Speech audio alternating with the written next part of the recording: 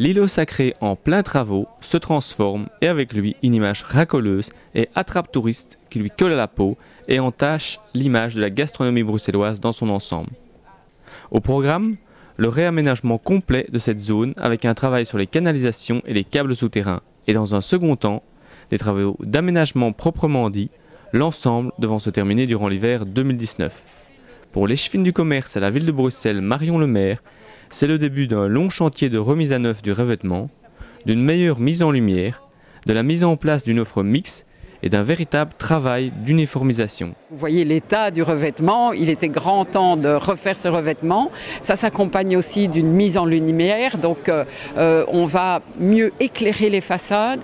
Et vous voyez que nous avons fait enlever tous les auvents qui masquaient les façades. Ça a été une vraie redécouverte de ce quartier qui est un quartier historique. Donc on retrouve le patrimoine. Il y a encore un gros travail à faire au niveau des enseignes, parce qu'il y a encore des enseignes qui sont peu agréables et donc on va aller vers plus d'uniformisation, d'harmonisation.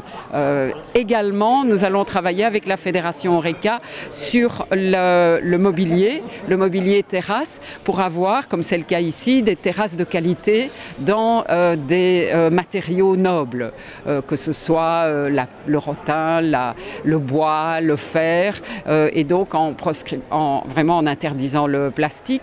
Nous allons aussi travailler sur les parasols avec une harmonisation des couleurs.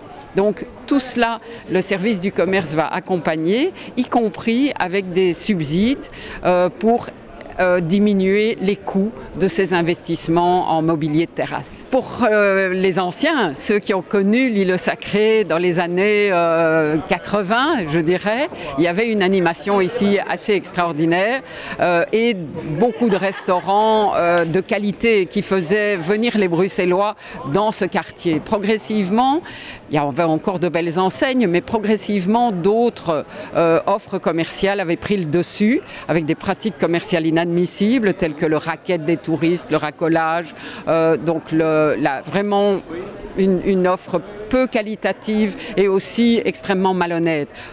Pour s'en convaincre, on peut regarder sur des sites et aussi le courrier que nous recevons à Visit Brussels, où il y avait vraiment beaucoup de plaintes par rapport aux pratiques et ce que l'on faisait subir aux touristes. Donc, avec les bons commerçants de la rue, il y a une volonté de la redresser, mais aussi avec les propriétaires. Il y a des nouveaux propriétaires qui ont vraiment une volonté d'améliorer. Pour l'échevin de l'urbanisme et du patrimoine à la ville de Bruxelles, Godefroy Comans de Brachen, cette première pierre est la fin d'un parcours long et laborieux, mais le début d'un projet global tant au niveau environnemental, culturel, social et touristique. Ça faisait des années qu'on en parlait, il a fallu d'abord consulter l'entièreté des acteurs, ça a été très long, il a fallu obtenir les autorisations, les permis, demander les budgets, donc ça a été très long, mais enfin on passe à une phase plus concrète, on l'avait promis.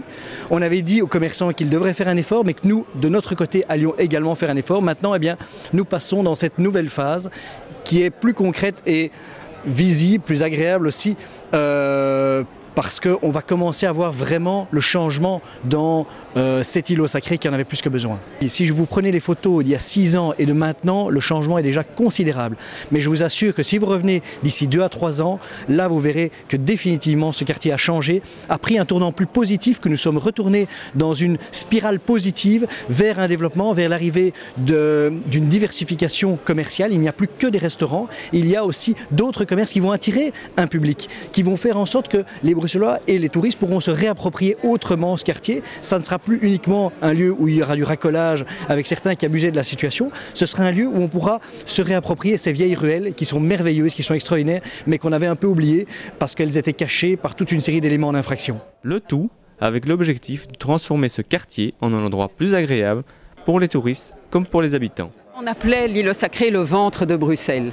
Alors à un moment donné, le ventre, il a un peu tourné à l'indigestion. Maintenant, il est question d'en refaire vraiment un ventre qualitatif et pas pas que cela, donc un quartier à vivre, un quartier à découvrir au niveau patrimonial et avec une offre de proximité à l'égard de l'ensemble des habitants et puis aussi des gastronomes puisqu'il y a de belles enseignes en termes Horeca ici dans le quartier.